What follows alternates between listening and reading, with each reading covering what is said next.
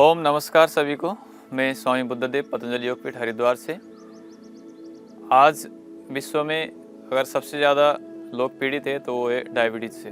ये एक लाइफस्टाइल बीमारी है और ये जेनेटिक भी होता है। और ज़्यादातर अभी टाइप 2 डायबिटीज़ और टाइप 1 डायबिटीज़, ये दो प्रकार की डायबिटीज़ होती है। और अभी बच्चों में भी ज़्यादातर एलोपैथी दवाओं के साइड इफ़ेक्ट्स के रूप में या तो केमिकल्स के साइड इफ़ेक्ट्स के रूप में बच्चों में भी टाइप 1 डायबिटीज़ दिखने को मिलता है। तो इंसुलिन डिपेंडेंट डायबिटीज़ और इंसुलिन नॉन डिपेंडेंट डायबिटीज़ जो गोलियों पर डिपेंडेंट रहते हैं, उनके लिए हम कैसे इंसुलिन से छुटकारा पा सकते हैं और कैसे हम पैनक्रियाटिक सेल्स को रिजुविनेट कर सकते हैं, उनको रीजनरेट कर सकते हैं, आज जानेंगे हम योग के द्वारा कैसे ठीक करें डायबिटीज़ को।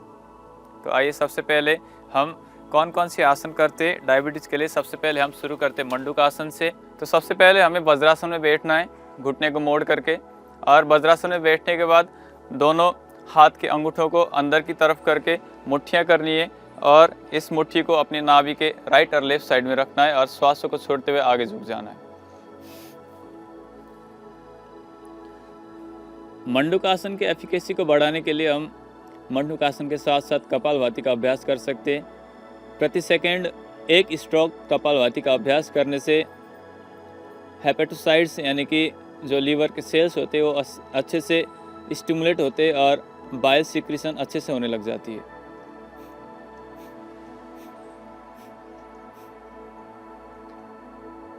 ऐसे जब हम 30 से 40 स्ट्रोक कपालभाति का करते हैं तो ऐसे शुरुआत करना चाहिए और धीरे धीरे हम इस अभ्यास को 10 से 15 मिनट तक कर सकते हैं, जैसे हमारा अभ्यास बढ़ जाता है। तो इस अभ्यास को करने से जैसे, और इसकी दूसरी वेरिएशन है कि हम राइट हैंड के ऊपर लेफ्ट हैंड को रख करके इसका अभ्यास करने से, जैसे आपको पता ही होगा कि लीवर जो है आपकी राइट हाइपोकॉन्ड्रियम रीजन में होती है। तो इस रीजन में ज़्यादा प्रेशर पड़ता है एब्डोमिनल मसल्स में और ये लीवर को ज़्यादा स्टिमुलेट करता है। राइट हैंड को ऊपर में लेफ्ट हैंड रख के इस आसन का अभ्यास करने से प्रक्रिया वही है कि राइट हैंड के ऊपर लेफ्ट हैंड रखना है और श्वासों को छोड़ते हुए पेट को अंदर करते हुए उड्डयन बंद लगाते हुए आगे की ओर झुकते हुए फिर कपालभाति का अभ्यास करना है साथ में। तो ये था मंडूकासन। अब मंडूकासन के बाद हम करते शशकासन। हमें श्वास भरते हुए हाथों को ऊपर करना है और श्वास छोड़ते हुए अपने पूरी शरीर को आगे झुकाना है और माथे को जमीन पर लगाना है। अपने पूरी शरीर को रिलैक्स छोड़ देना है।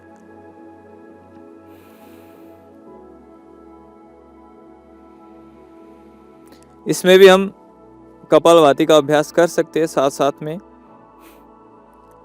1 सेकंड में 1 स्ट्रोक।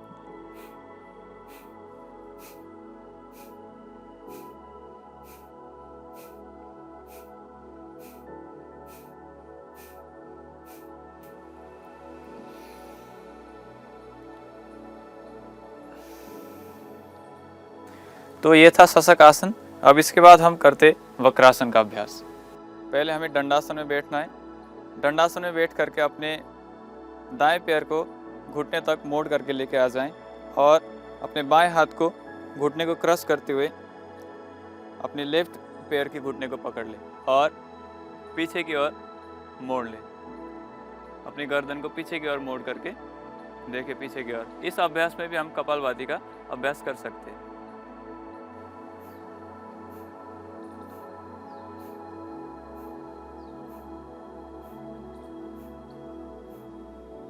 तीस से 40 स्ट्रोक कपालभाति करने के बाद हम धीरे से दंडासन में वापस आते हैं और इसी प्रक्रिया को हम दूसरे ओर से भी करते हैं।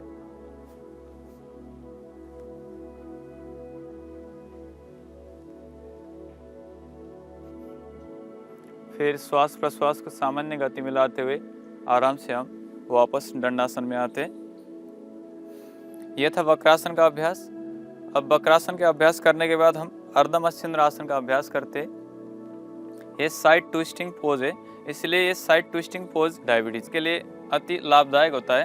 तो इसमें सबसे पहले हम अपनी दाएं पैर के एड़ी को अपने जंघामूल पर लगाते, फिर बाएं पैर को दाएं पैर के घुटने से क्रश करते हुए और दाएं हाथ को घुटने को प्रेस करके नीचे पैर में पकड़ने की कोशिश करते और बाएं हाथ से पीछे नाभि की ओर इस अभ्यास में भी हम कपालभाति प्राणायाम को साथ में कर सकते हैं इस आसन के साथ। इसमें भी 30 से 40 स्ट्रोक कपालभाति करने के बाद हम वापस आते दंडासन में और इसी आसन को दूसरी ओर से करते हैं। लेफ्ट पैर की एड़ी को अपने जंघामूल पर लगाएं और राइट पैर को लेफ्ट पैर के घुटने से क्रश करते हुए लेफ्ट हैंड से घुटने को दबाएं और अपने हाथों को पीछे की ओर से नाभि में पकड़ने की कोशिश करें। जिनके पेट में ज़्यादा चर्बी हो वो अपने हाथ को पीछे टिका करके भी इस आसन का अभ्यास कर सकते हैं। और इस आसन के अभ्यास करते हुए हम कपालभाति प्राणायाम का अभ्यास भी साथ साथ में करेंगे। हम जितने भी आसनों का अभ्यास करेंगे डायबिटीज़ के लिए, उन सब आसन में कपालभाति का अभ्यास साथ साथ करने से उस आसन की एफिकेसी बढ़ जाती है।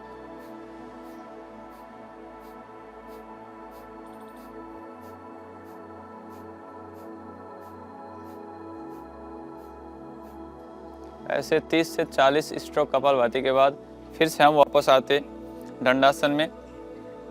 अब अर्धमत्स्येंद्रासन के बाद हम करते गोमुखासन। गोमुखासन के अभ्यास के लिए पहले हम दाएं पैर के एड़ी के ऊपर बैठ जाते, फिर उसके ऊपर दूसरे पैर को रख करके फिर जो पैर ऊपर है उसी हाथ को ऊपर से और दूसरे हाथ को नीचे से पकड़ते पीछे से। ये गोमुख आसन का अभ्यास है। ये मणिपुर चक्र को जागृत करने में, मणिपुर चक्र को स्टिमुलेट करने में बहुत ही अच्छा अभ्यास है।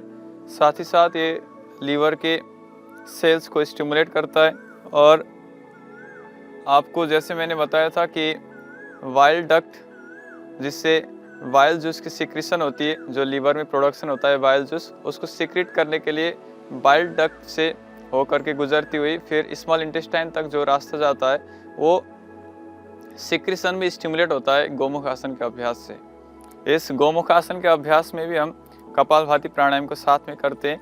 1 सेकंड में 1 स्ट्रोक कपालभाति को साथ साथ करने से